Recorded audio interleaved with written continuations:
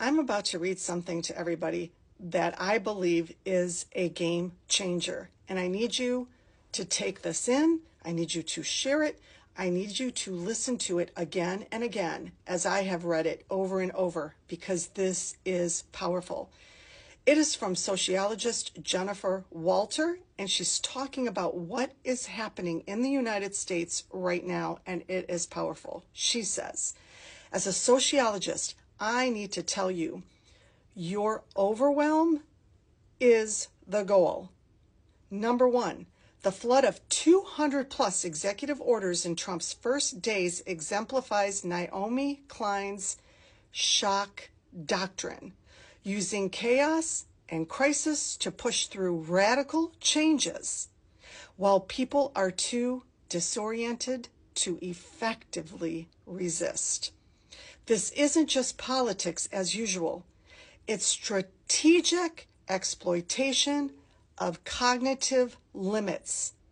We are being strategically manipulated and exploited to push us to our cognitive limits. This is why we are having the reactions we are having right now. It is the strategy. Number three, media theorist McLuhan predicted this.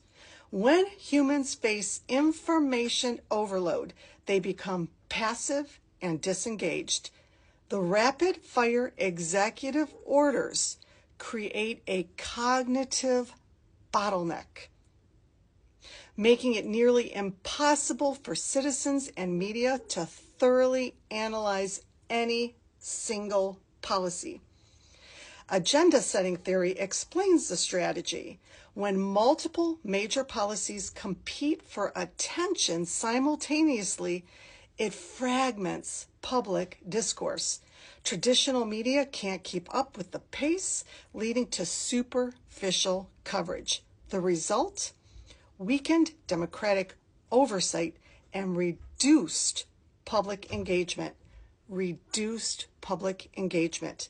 The very thing that will stop these white and Christian nationalists. So, what now?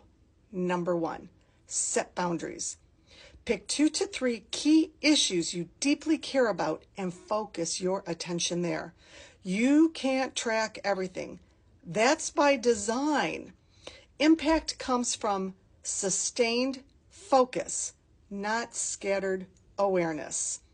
Number two, and by the way, I think Buttigieg shows us exactly what that looks like. Number two, use aggregators and experts. Find trusted analysts who do the heavy lifting of synthesis. Look for those explaining patterns, not just events. It makes me think about how there's a lot of content creators out there that just are making TikToks to shock and push the sensationalism without this whole beneficial context that they could be giving us. So he says, or she says, I'm sorry, take breaks, process. This is a marathon. When you recognize that you are feeling overwhelmed, which is the point, you regain some power, just recognizing that that's the point. Number four, practice going slow. Wait 48 hours before reacting to new policies. The urgent clouds the important. The urgent clouds the important. We have a lot of content out there with these little things that are so triggering being pushed in our faces, and that is being delivered as if it's urgent, but it's not as important as what we need to focus on. Initial reporting often misses context. Number five, build community. Share the cognitive load. Different people track different issues. Network intelligence beats individual overload. Network intelligence beats individual overload. Remember, they want us scattered. Your focus our focus is the resistance. For me, two things. As somebody who likes to share news, I am 100% going to keep this in mind in terms of delivering it as information to empower us to add weapons to our arsenal versus just dumping very distressing news.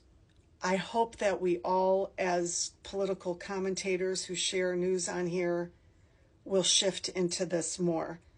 Number two, in terms of my own news feed, where the algorithms are sending me, I'm going to have to be very careful not to consume content creators that are just trying to get likes and shares by putting out information, important information, being on our side, but doing it just to get the shock value, which is literally contributing to the chaos and disorientation that we're designed to feel.